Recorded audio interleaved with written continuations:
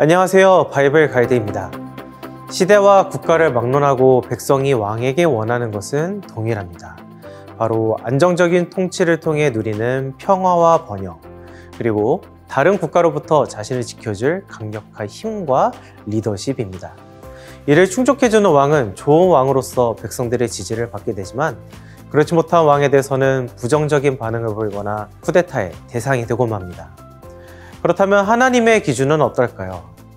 열왕기서를 살펴봄으로써 알 수 있는 것은 왕을 평가하는 하나님의 기준은 사람들의 기준과 전혀 다르다는 것입니다. 오늘은 세상적으로는 위대한 업적을 남겼을지 모르지만 하나님께는 인정받지 못한 왕들을 살펴보겠습니다. 두 명의 왕을 살펴볼 텐데요. 각각 착각과 반쪽짜리라는 키워드로 알아보도록 하겠습니다.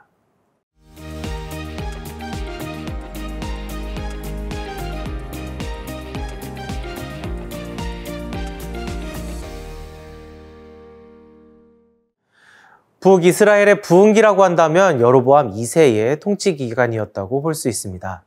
여로보암 2세는 북이스라엘의 13번째 왕으로서 오므리, 아합과 더불어서 북이스라엘 역사상 가장 강력한 국가를 세운 왕입니다.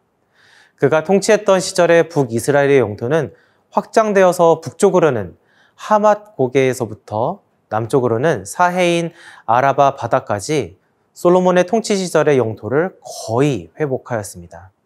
41년의 긴 통치 기간은 그의 힘과 더불어 백성들의 지지와 인기를 충분히 짐작할 수 있는 부분입니다. 여로보암 2세는 북이스라엘의 황금기를 가져왔습니다. 하지만 이러한 여로보암 2세에 대한 기록은 성경에 단 7절만 매우 짧게 기록되어 있습니다. 오히려 성경은 북이스라엘의 여느 왕과 마찬가지로 여호와 보시기에 악을 행하여 여로보암의 모든 죄에서 떠나지 아니하였더라 라고 여로보암에 대해 말합니다. 하나님의 관심사는 그 나라의 부강함이나 성공적인 통치가 아님을 알 수 있는 대목입니다. 이스라엘에 대한 하나님의 관심은 언제나 하나님, 당신에 대한 마음과 자세에 있는 것이죠.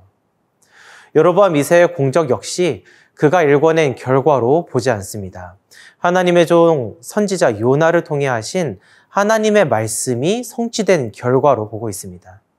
북이스라엘의 전성기는 결국 여로보암 2세의 손을 통해 행하신 하나님의 구원 역사라는 것을 성경은 말하고 있는 것입니다. 당시에 활동했던 선지자 아모스는 당시 북이스라엘의 실태에 대해 고발했습니다. 그는 북이스라엘 사회 전반의 부패와 극심한 빈부의 차이, 의미 없는 종교 행위 등을 지적하며 북이스라엘의 마지막에 대해 이렇게 예언을 합니다. 여호와께서 이와 같이 말씀하시기를 내 아내는 성읍 가운데서 창녀가 될 것이요 내 자녀들은 칼에 엎드려지며 내 땅은 측량하여 나누어질 것이며 너는 더러운 땅에서 죽을 것이요 이스라엘은 반드시 사로잡혀 그의 땅에서 떠나리라 하셨느니라. 그리고 이 말씀은 그대로 성취되어 북이스라엘은 BC 722년에 아시리아 제국에 의해 멸망하고 맙니다. 말씀이 성취되기까지는 채 반세기가 걸리지 않았습니다. 그래서 우리는 절대 착각해서는 안 됩니다. 내가 스스로 일궈냈다고 생각하는 성공이나 승리조차 사실은 모두 하나님의 주권 아래 이루어지는 일들이기 때문입니다. 하나님의 도우심이나 허락하심 없이 이루어지는 일은 아무것도 없습니다. 그러나 내가 마음에 이르기를 내 능력과 내 손의 힘으로 내가 이 재물을 얻었다 말할 것이라.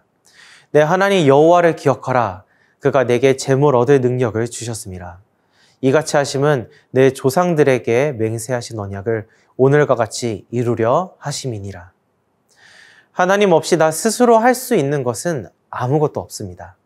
그렇기에 우리는 언제나 자신에 대해 착각하지 않고 늘 겸손한 자세로 하나님 앞에서 하나님의 관점에서 나 자신과 세상을 바라보아야 합니다.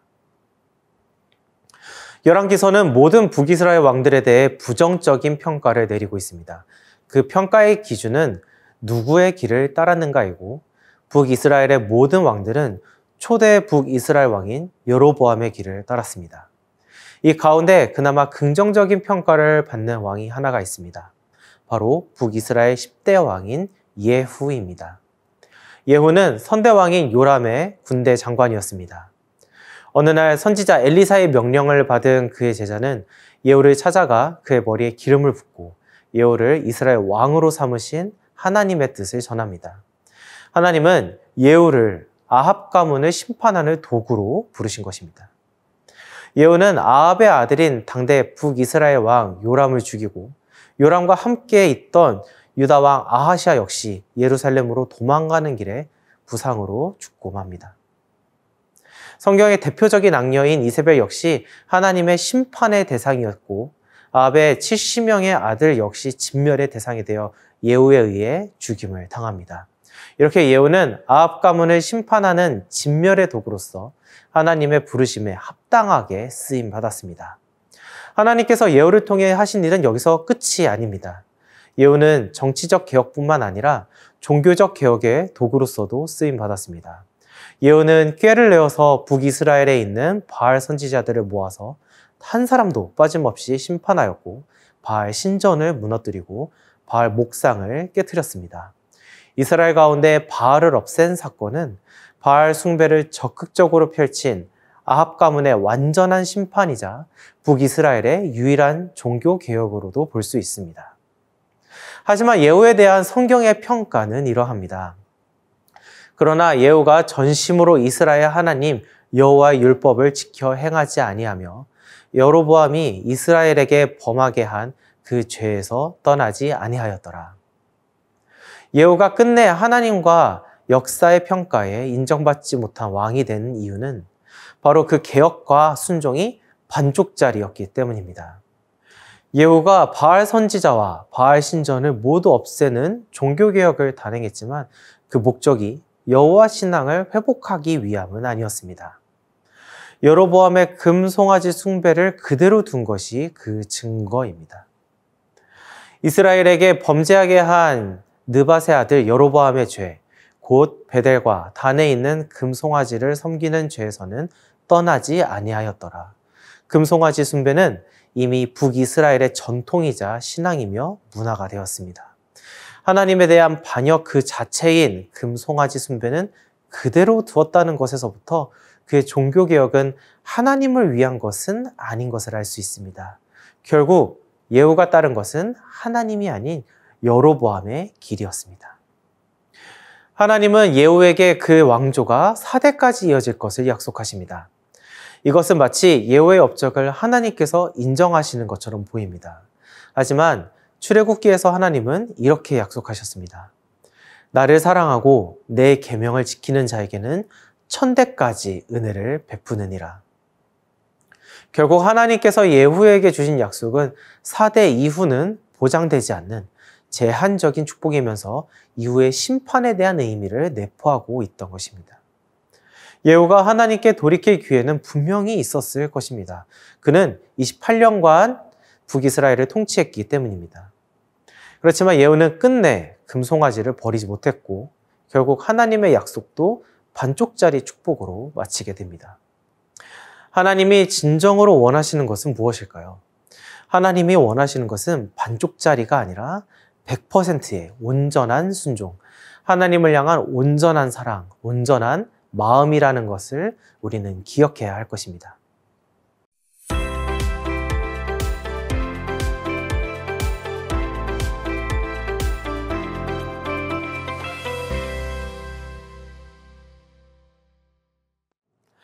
여로보암 2세도 예후도 북이스라엘 역사에서 손꼽는 성공한 왕이었습니다.